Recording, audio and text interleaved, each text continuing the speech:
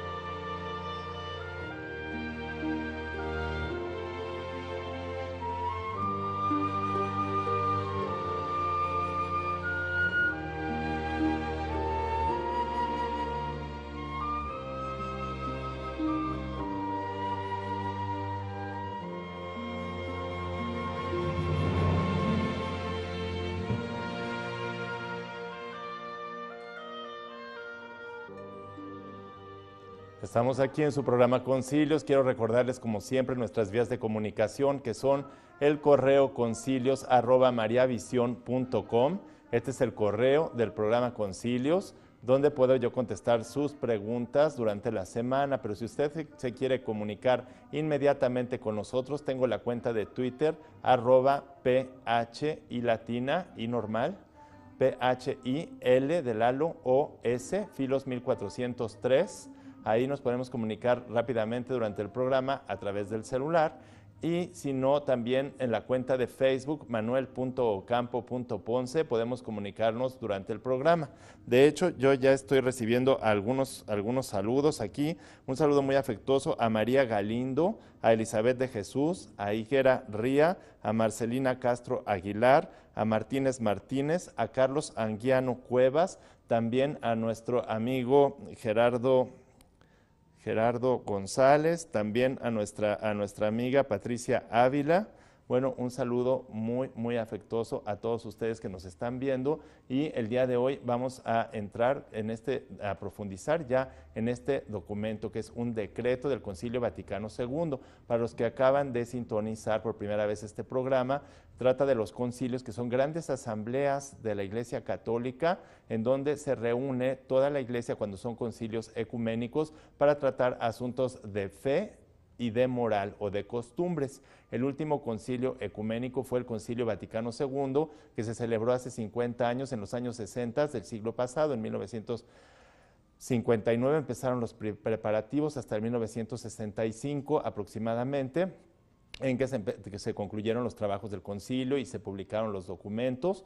Y bueno, pues ahora tenemos 50 años de este concilio y nos ha pedido en su momento el Papa Benedicto XVI que estudiemos, profundicemos en estos documentos del Concilio Vaticano II y realmente tienen una riqueza muy importante. Este documento Ad Gentes, que es el que vamos a ver el día de hoy, pues habla en esta parte, ¿verdad? En esta parte que vamos a analizar hoy sobre la actividad que deben ejercer los obispos para evangelizar a los pueblos. e inicia, como lo vamos a ver más adelante, diciendo que los obispos deben actuar como lo hicieron los primeros apóstoles, como lo hizo el mismo Cristo, con obediencia, con sumisión, con actitud de servicio y con la intención, ¿verdad? O el propósito de defender la fe y de dar testimonio hasta con su vida. Por eso vemos que los obispos usan los colores rojos o los colores de la sangre, ¿verdad?, de Cristo, porque están dispuestos, deben estar dispuestos siempre al martirio, es decir, a dar su vida por la fe. Y entonces vamos viendo cómo este documento va diciendo, ¿verdad?, cómo debe ser este proceso de evangelización y de las misiones, de la actividad misionera de la Iglesia a través de los obispos, pero los obispos no pueden solos, sino que tiene que ser de toda la Iglesia, de los fieles, de todos los fieles, junto con los obispos que también son fieles. Hay que recordar que los fieles somos todos, el Papa, los obispos, los presbíteros, los diáconos, las religiosas, los religiosos, los laicos o los seglares, todos somos fieles, porque la palabra fieles quiere decir bautizados. Entonces, la actividad misionera la realizan eminentemente los obispos, pero con la colaboración de todos los fieles, absolutamente de todos aquellos que participamos en la Iglesia, de los presbíteros que participan de alguna manera del sacerdocio.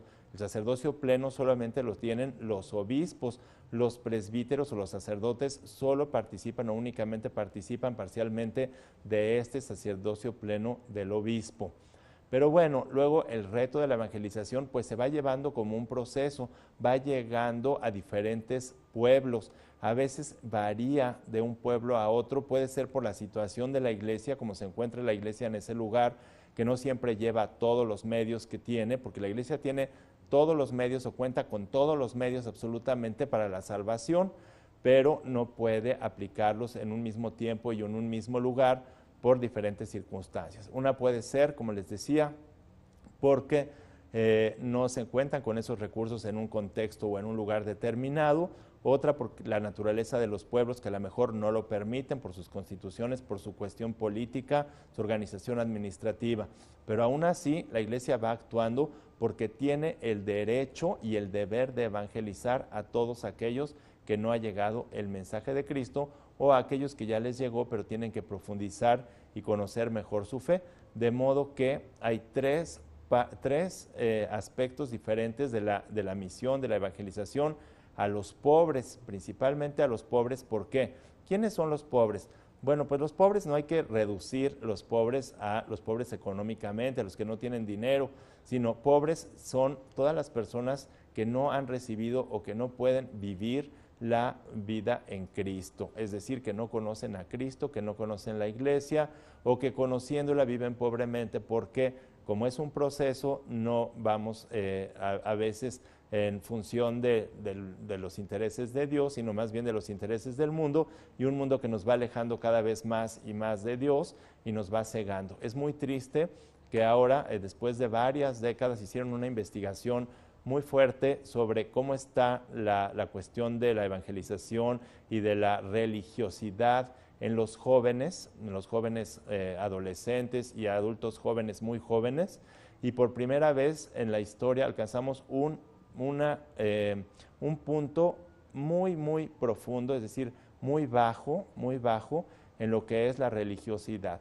Los jóvenes prácticamente no tienen religiosidad o encaminan su religiosidad a cuestiones mágicas, esotéricas, es decir, no nos referimos exclusivamente a la religión católica, sino en general a todas las religiones. Los jóvenes ahora salen este estudio que tienen completamente exterminada de sus vidas esta religiosidad, es decir, la religación o la relación con un ser absoluto, con Dios. Y esto es debido a que esa religación o esa religión está encadenada a los, digamos, al becerro de oro o a los espejismos de este mundo, como son la tecnología, la ciencia, los aparatos, los juegos, la televisión, el internet, tantas cosas que pueden ser tan buenas, pero que aturden, como los abrojos de las parábolas del Evangelio, en donde no asfixian a las plantas, a los gérmenes que van creciendo de la palabra de Dios en las almas de las personas, y acaban por sofocarla y por acabar con ella.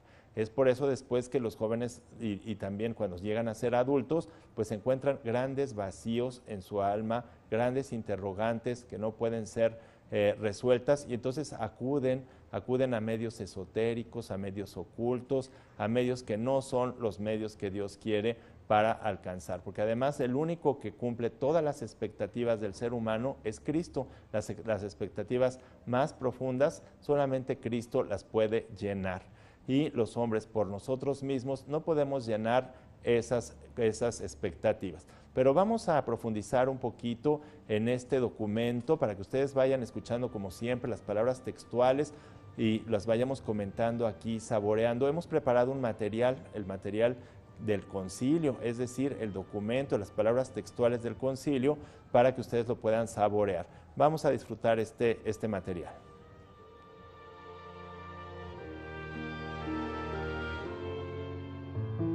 El decreto Ad Gentes del Concilio Vaticano II, en su número 6, habla del deber de evangelizar a los pobres por parte de los obispos, presididos por el sucesor de Pedro, siguiendo el camino que Cristo llevó, es decir, el de la pobreza, de la obediencia, el servicio y la inmolación de sí mismo, hasta la muerte de la que Cristo salió victorioso por la resurrección, afirmando textualmente que este deber que tiene que cumplir el orden de los obispos, presidido por el sucesor de Pedro, con la oración y cooperación de toda la Iglesia, es único e idéntico en todas partes y en todas las condiciones, aunque no se realice del mismo modo según las circunstancias.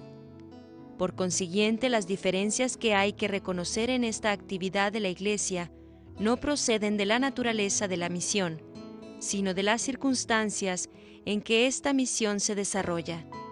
Estas condiciones dependen a veces de la Iglesia y a veces de los pueblos, de los grupos de los hombres a los que la misión se dirige.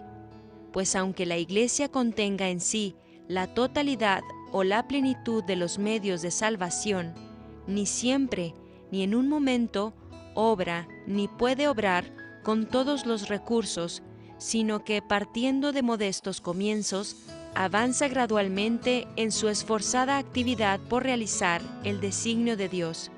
Más aún, en ocasiones, después de haber principiado felizmente el avance, se ve obligada a deplorar de nuevo una retirada, o al menos se detiene en un estado de semiplenitud y de insuficiencia.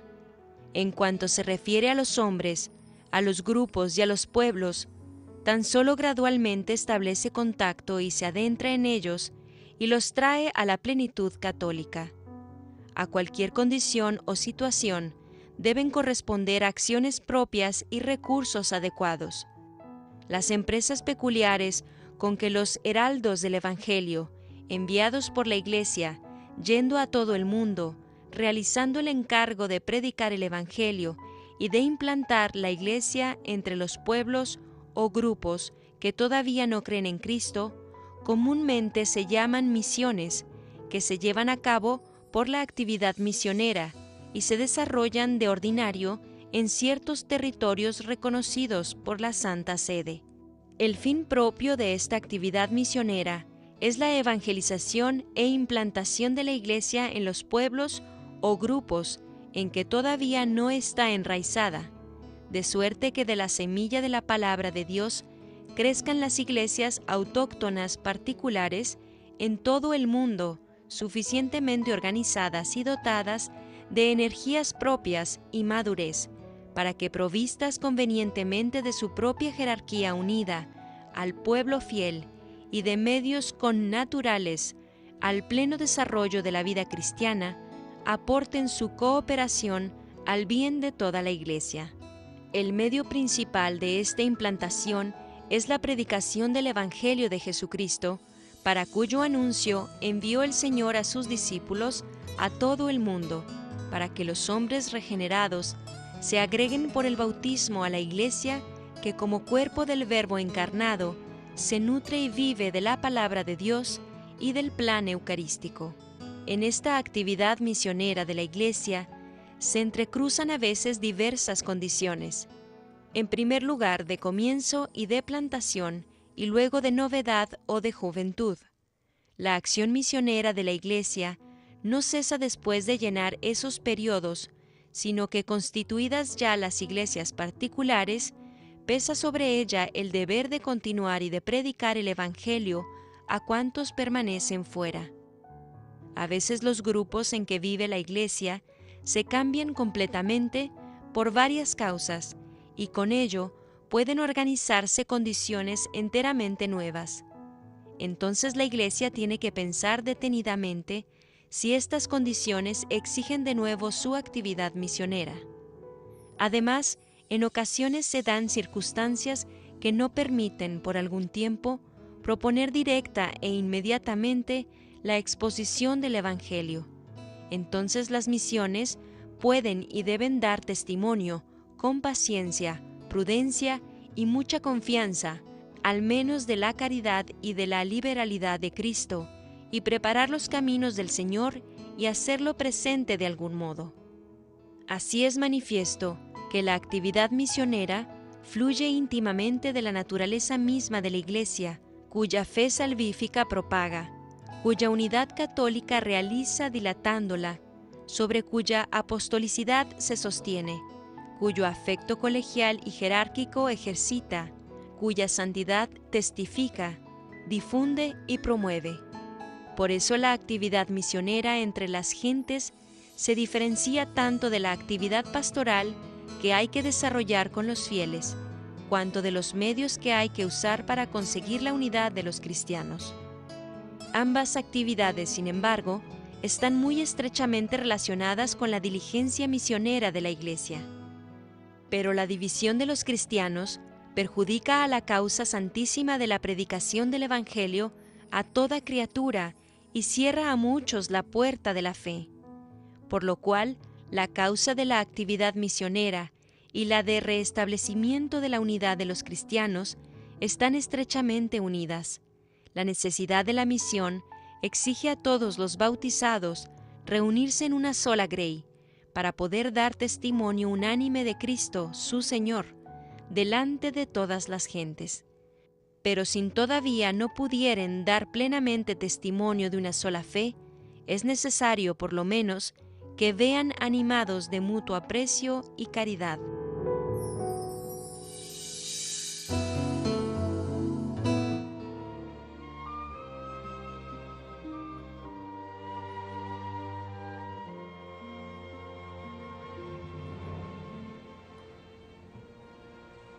Pues ya vemos aquí qué interesantes están estas palabras del Concilio Vaticano II y podemos distinguir también aquí dos cosas que por lo general confundimos. No sé si se dieron cuenta ustedes, pero una cosa es la actividad pastoral que ejerce la Iglesia con los fieles, es decir, el proceso de evangelización que nunca termina, con los fieles católicos, es decir, con los bautizados. Otra es muy distinta, que es la actividad misionera, que es con los que no son fieles, es decir, con los que no han sido bautizados. A veces utilizamos mal esta palabra y abusamos de ella diciendo que vamos de misiones cuando vamos a pueblos y a lugares donde la gente ya está bautizada. Eso en realidad, como lo dice el documento y lo acabamos de escuchar, no son misiones, sino es una actividad pastoral de la Iglesia con los mismos fieles.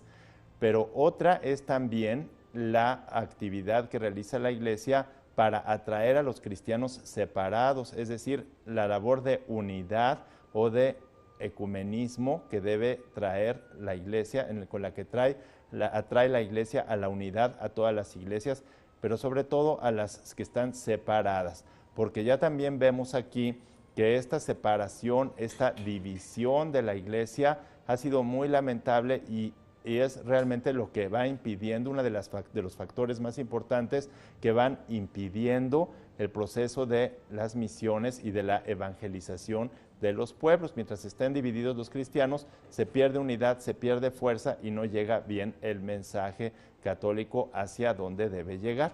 Entonces vamos viendo todos estos elementos que son importantes para la evangelización y las características que deben tener los apóstoles, su actitud de servicio, su actitud, la actitud de seguir a Cristo en la obediencia e incluso de dar su vida por la fe. Esto es muy importante porque el martirio es fuente de múltiples pues, dones, virtudes y del florecimiento de la fe. Recordemos cómo empezó la doctrina cristiana a florecer a partir de los primeros mártires. El primer mártir que fue San Esteban, protomártir, por eso se llama protomártir, un joven que realmente dio su vida por la fe, por Cristo, porque anunciando a Cristo como único Salvador, como única esperanza, como único ser que puede realmente, como Dios y hombre que es, cubrir todas las expectativas del ser humano, pues fue apedreado San Esteban y así murió.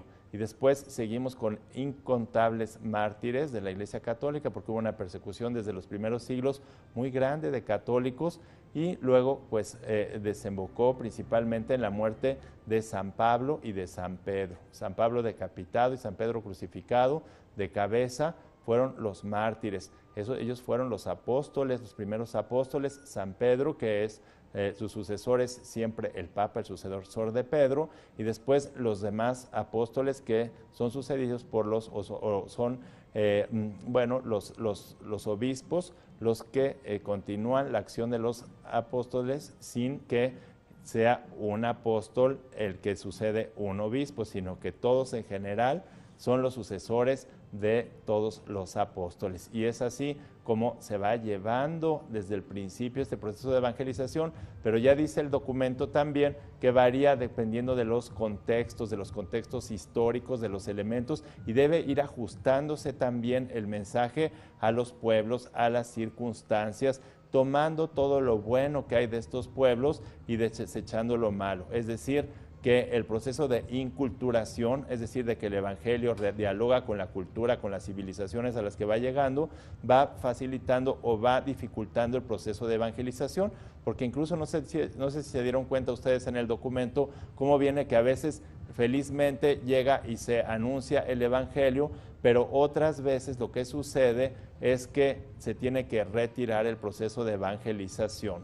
Bueno, también es importante, ¿verdad?, que vayamos anunciando algo muy grave que dice este documento y muy importante, el deber que ya habíamos mencionado y el derecho que tiene la Iglesia de llevar el mensaje de Cristo a todos, es decir, que conozcan los cristianos. Este deber, esta responsabilidad la tienen principalmente los obispos, de modo que a un obispo lo que se le va a pedir cuentas es si realmente hizo todo lo posible que está a su alcance para llevar la fe no nada más a los fieles en el proceso pastoral de evangelización, sino a otros pueblos o a otras personas, a otras gentes que no están evangelizadas. Y luego vienen pues unas palabras fuertes de este documento. Realmente son de todo el Concilio Vaticano II, pues las que he escuchado que son más fuertes de todas, y estas palabras dicen que hay que dar a conocer a Cristo, pero quienes no lo aceptan como único Salvador y como único mediador, como única persona que puede salvar realmente al ser humano, redimirlo, purificarlo, acabar con el pecado y todo, pues esas personas no se van a salvar. Lo mismo los que no perseveren en esta fe tampoco se van a salvar. Y aquí entra un tema muy, muy delicado, un tema difícil, un tema arduo, que es el tema de cómo actúa Dios y cómo actuamos nosotros en este proceso de salvación y de evangelización. Y es nada más y nada menos que el tema de las relaciones entre la gracia y la libertad del hombre. Un tema por demás difícil, que provocó pues también algunas divisiones durante la Reforma Protestante del siglo XVI con Lutero, y es que la línea entre el luteranismo en este tema y el catolicismo es tan delgada que es difícil de advertir.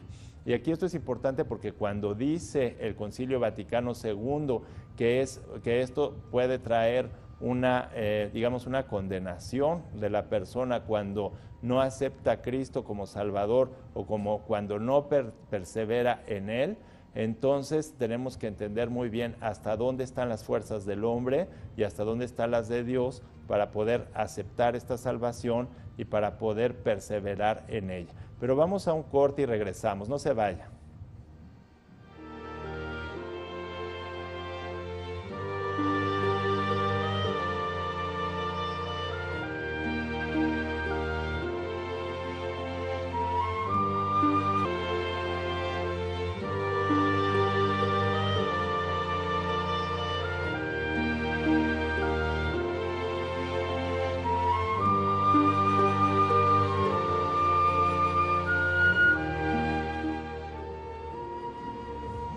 Un saludo muy afectuoso a Fernando Tor, también a Gerardo Segovia y a Yuli Salazar. Un saludo muy afectuoso a todos ustedes que nos están viendo en este programa Concilios, en su programa Concilios aquí en María Visión.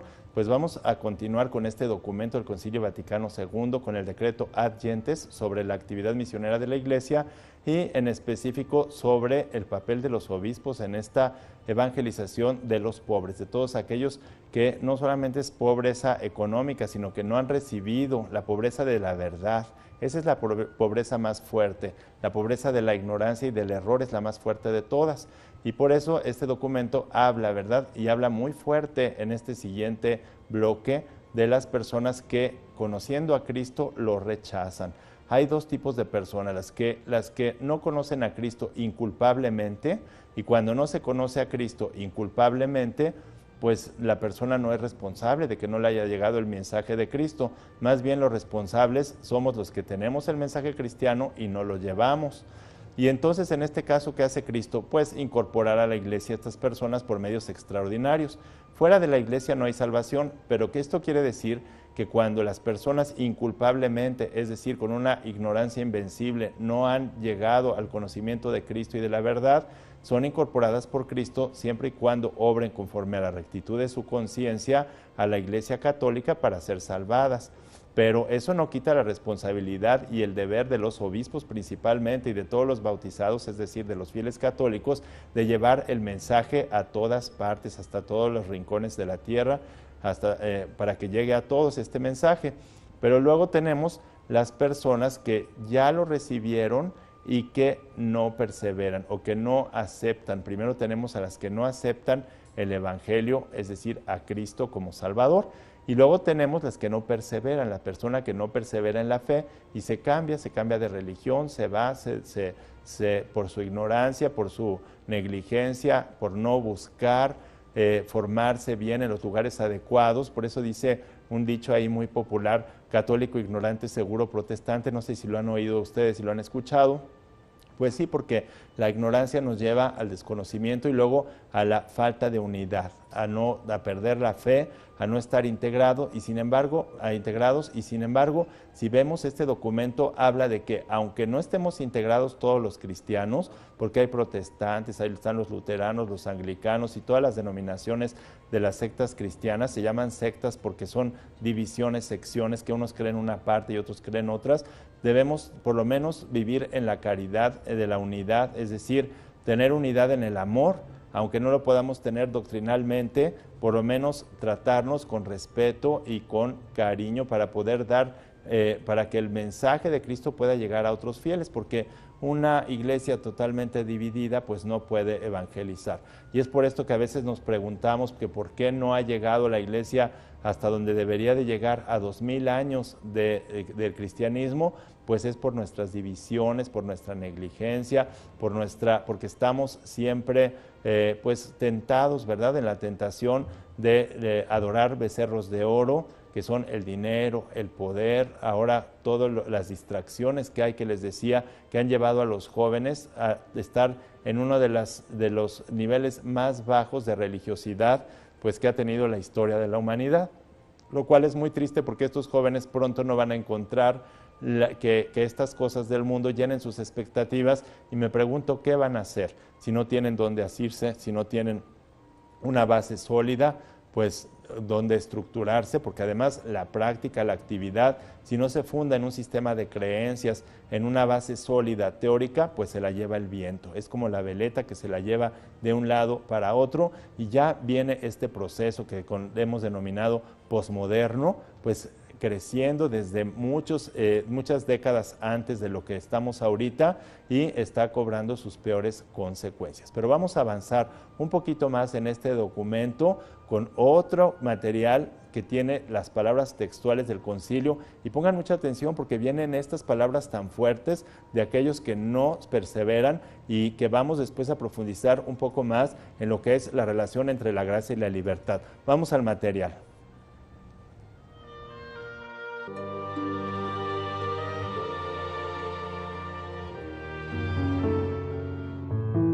Continuando con el análisis del decreto Ad Gentes Sobre la actividad misionera de la Iglesia, en su parágrafo número 7, afirma textualmente que la razón de esta actividad se basa en la voluntad de Dios, que quiere que todos los hombres sean salvados y vengan al conocimiento de la verdad, porque uno es Dios, uno también es el mediador entre Dios y los hombres, el hombre Cristo Jesús, que se entregó a sí mismo para redención de todos, y en ninguno otro hay salvación.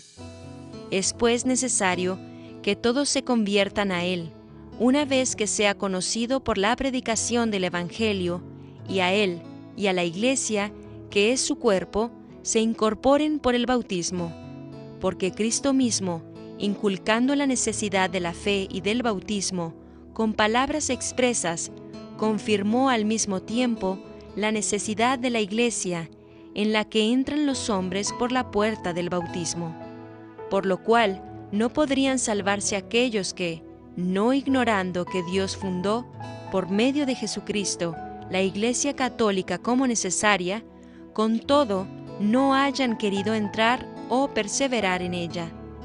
Pues aunque el Señor puede conducir a la fe, sin la cual es imposible agradarle por caminos que Él sabe, a los hombres que ignoran el Evangelio inculpablemente, la Iglesia tiene el deber, a la par que el derecho sagrado de evangelizar, y por tanto, la actividad misionera conserva íntegra, hoy como siempre, su eficacia y su necesidad.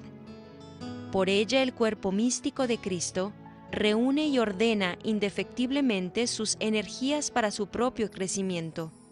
Los miembros de la Iglesia son impelidos para su consecución por la caridad con que aman a Dios y por la que desean comunicar a todos los hombres los bienes espirituales propios, tanto de la vida presente como de la venidera. Y por fin, esta actividad se glorifica a Dios plenamente al recibir los hombres, deliberada y cumplidamente, su obra de salvación, que completó en Cristo. Así se realiza por ella el designio de Dios, al que sirvió Cristo con obediencia y amor para gloria del Padre que lo envió, para que todo el género humano forme el pueblo de Dios, se constituya en cuerpo de Cristo, se estructure en templo del Espíritu Santo, lo cual, como expresión de la concordia fraterna, responde ciertamente al anhelo de todos los hombres. Y así por fin se cumple verdaderamente el designio del Creador, al hacer al hombre a su imagen y semejanza, cuando todos los que participan de la naturaleza humana, regenerados en Cristo por el Espíritu Santo, contemplando unánimes la gloria de Dios, puedan decir: Padre nuestro. Y en el número 8 afirma que la actividad misionera tiene también una conexión íntima con la misma naturaleza humana y con sus aspiraciones, porque manifestando a Cristo, la Iglesia descubre a los hombres la verdad genuina de su condición y de su vocación total, porque Cristo es el principio y el modelo de esta humanidad renovada, llena de amor fraterno, de sinceridad y de espíritu pacífico a la que todos aspiran. Cristo y la Iglesia, que da testimonio de Él por la proclamación evangélica, trascienden toda la particularidad de raza y de nación, y por consiguiente, por nadie y en ninguna parte pueden ser tenidos como extraños. Cristo es la verdad y el camino manifiesto a todos por la predicación evangélica, cuando hace resonar en todos los oídos estas palabras: haced penitencia y creed en el Evangelio. Dado que el que no cree ya está juzgado, las palabras de Cristo son a un tiempo palabras de condenación y de gracia, de muerte y de vida, pues solo podemos acercarnos a la novedad de la vida exterminando todo lo antiguo, cosa que en primer lugar se aplica a las personas, pero también puede decirse de los diversos bienes de este mundo, que se destacan a un tiempo con el pecado del hombre y con la bendición de Dios. Pues todos pecaron y todos están privados de la gloria de Dios. Nadie se libra por sí mismo y por sus propias fuerzas del pecado. ni se eleva sobre sí mismo. Nadie se ve enteramente libre de su debilidad, de su soledad y de su servidumbre, sino que todos tienen necesidad de Cristo, modelo, maestro, liberador, salvador y verificador. En realidad el Evangelio fue el fermento de la libertad y del progreso en la historia humana, incluso temporal, y se presenta constantemente como germen de fraternidad, de unidad y de paz.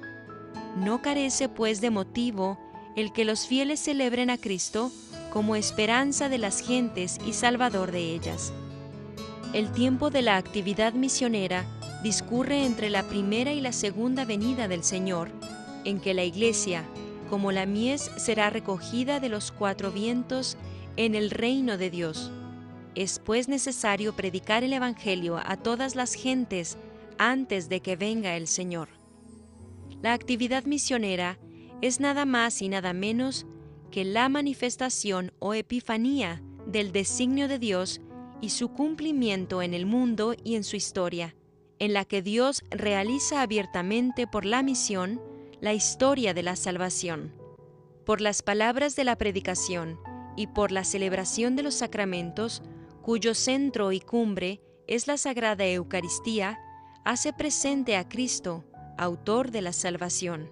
Libera de contactos malignos todo cuanto de verdad y de gracia se hallaba entre las gentes como presencia velada de Dios y lo restituye a su autor, Cristo, que derroca el imperio del diablo y aparta la variada malicia de los pecados.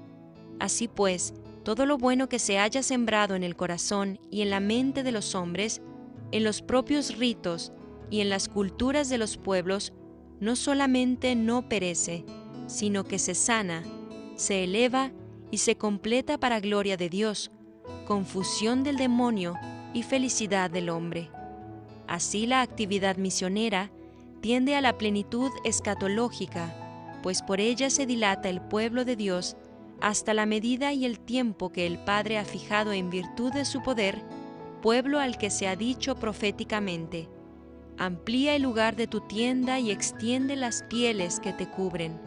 No temas.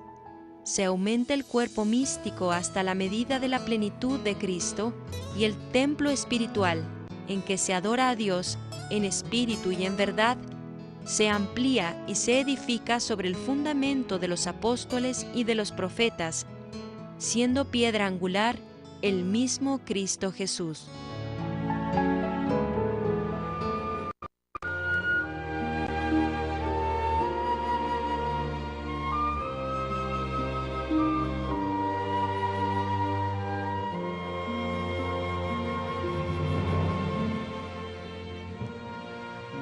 Ya escucharon ustedes qué difíciles están estas palabras, porque hay que ajustar bien, afinar.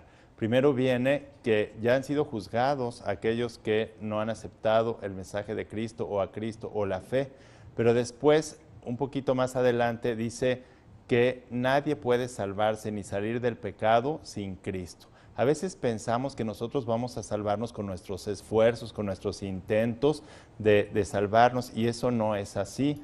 No es, fíjense, mientras el luteranismo dice que la fe sola salva, es decir, con tener fe no son necesarias las obras buenas, esa es una de las diferencias entre los protestantes y los católicos, que el protestante dice que la fe solita, sin obras buenas, salva, mientras que el catolicismo dice que es necesaria la fe y las obras. Pero fíjense, las obras buenas no provienen de nosotros, sino de la gracia de Dios. Y este es un punto muy sutil y muy difícil de comprender. Ha habido unas grandes discusiones dentro de la Iglesia Católica por este punto, e incluso hay concepciones que son equivocadas porque no ajustan bien en la medida que debe ser la relación entre la gracia y la libertad. Fíjense, lo único que el hombre aporta es dejarse llevar por Cristo. Eso es lo único que nosotros aportamos. Y si somos estrictos, aún ese dejarse llevar es producto de la gracia de Dios. Es decir, prácticamente todo es gracia, todo es por la gracia de Dios. Todo lo bueno que hacemos, incluso nuestro deseo de perseverar, viene movido por la gracia de Dios. Por eso Dios es el único Salvador. Y todo lo malo viene de nosotros. Fíjense nada más la diferencia. Todo lo malo, todas las resistencias vienen de nosotros. Entonces, ¿en qué consiste este perseverar? Este perseverar consiste en permanecer unidos a la fe católica de la Iglesia Católica y en continuar este camino en el que Cristo, como lo ha dicho aquí el documento perfectamente, tiene su tiempo y su lugar. No es al tiempo que nosotros queramos. La vida, la santificación de las personas es un proceso muy complejo porque estamos inmersos en el pecado, porque necesitamos a Cristo como Salvador, y mientras nosotros no vayamos comprendiendo esto, pues Dios nos va llevando con su gracia poco a poco, ¿sí? A veces hay cosas que nosotros no comprendemos en los procesos de santificación de las personas. Por ejemplo, que tengan que vivir grandes males o grandes sufrimientos o en estructuras o en cuestiones muy pecaminosas, muy graves, pero que Dios mismo permite para sacar grandes bienes después de esas cuestiones pecaminosas.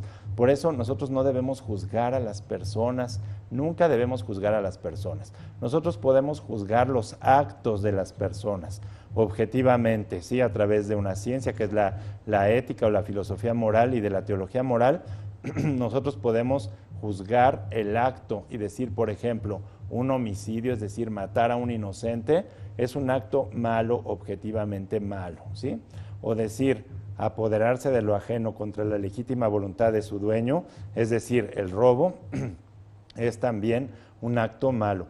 Pero lo que no podemos hacer nosotros es, por eso, juzgar a la persona, porque no sabemos qué hay en el fondo de la persona, no sabemos el grado de advertencia y de conocimiento que tengan, no sabemos cómo funcionan sus pasiones en ese acto. A veces las pasiones obnubilan la inteligencia e impiden el acto cognoscitivo y por lo tanto el acto humano. A veces lo disminuyen a tal punto que bajan la responsabilidad del acto humano, porque una cosa es el acto objetivamente considerado y otra es la culpabilidad o la responsabilidad de la persona. A veces incluso hemos visto personas que se suicidan, ¿sí? Yo he conocido pues familiares de personas que se han suicidado y luego vienen sus familiares y nos dicen, ¿y esta persona se salvó o se condenó? Eso no lo podemos saber, pero por lo general las personas que se suicidan están en un estado tal de conciencia que lo más probable es que tengan muy poca responsabilidad por la situación de las pasiones, su situación sentimental, su situación moral, su situación a lo mejor de depresiones muy profundas que anulan la responsabilidad del acto moral. Fíjense lo que estoy diciendo, anulan la responsabilidad del acto moral, no convierten el acto malo, objetivamente malo, en bueno. El acto siempre será malo, pero la persona puede ser no responsable de ese acto, incluso de un homicidio, cuando por las pasiones o por algunos otros factores, porque para que haya un factor, digamos, de responsabilidad en un acto moral, tienen que haber dos elementos, el conocimiento, la plena advertencia y la voluntad. Y la advertencia plena es difícil, sobre todo si no se tienen virtudes, es muy difícil. Y por eso hay que ir comprendiendo un poquito este binomio entre lo que Dios actúa en nuestra alma, que es decir, la gracia que todos necesitamos y la libertad. Pero vamos a un corte y regresamos con más. No se vaya.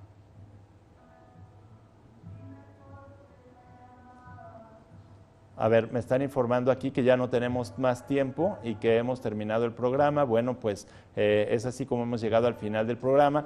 Vamos a redondear un poquito nada más en esto de la gracia y la libertad para decirles a ustedes que la gracia es exclusivamente, fíjense, exclusivamente la que hace todo el proceso de salvación de una persona, de santificación, y que el hombre lo único que hace es dejarse llevar por esta gracia, y como lo único que hace es dejarse llevar por la gracia de Dios, entonces pues realmente, incluso movido por la gracia, se deja llevar para lograr este proceso de santificación, de modo que Todo lo bueno, como les decía, proviene de la gracia de Dios, y esta perseverancia es continuar adheridos a la iglesia, continuar asistiendo a los sacramentos, haciendo oración, manteniéndonos pues lo más humildemente posible frente a nuestros pecados. Nunca desesperar, nunca desesperanzarnos, porque a veces estamos desesperanzados, desesperados, tristes, porque no podemos salir del pecado. Aquí lo dice muy claro el documento.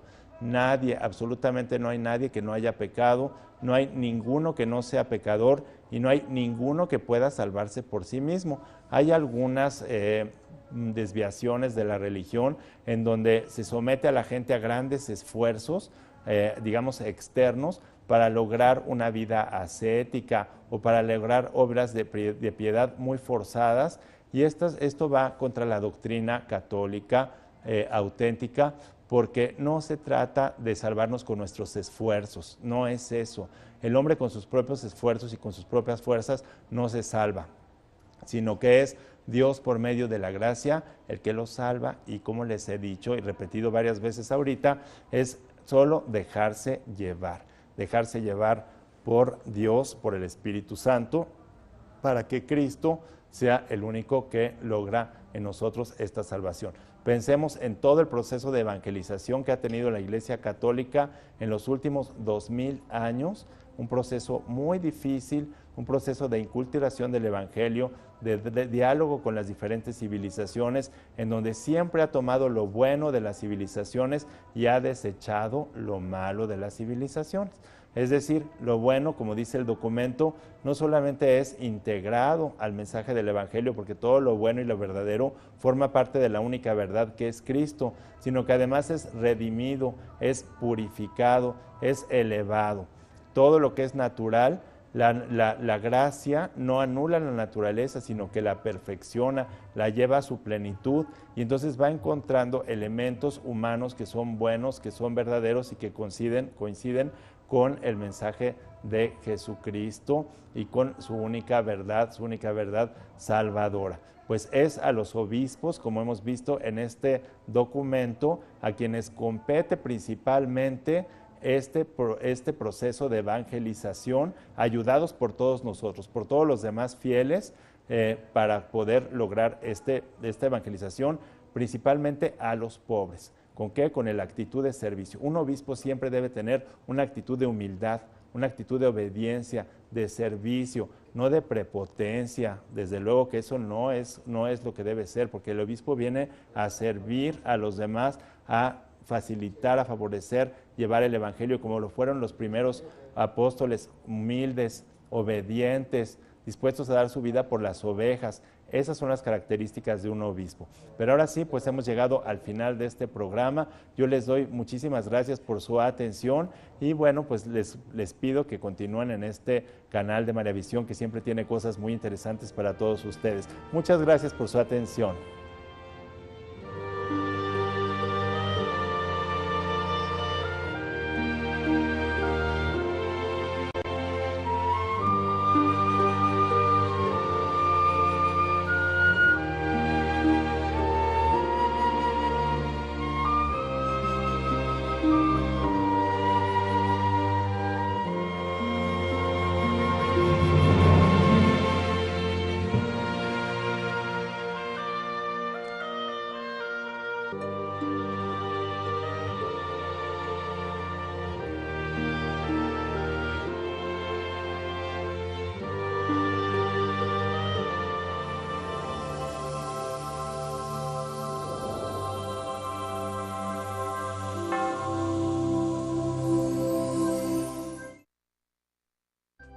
Si usted desea una copia de este programa, por favor contáctenos a los siguientes teléfonos.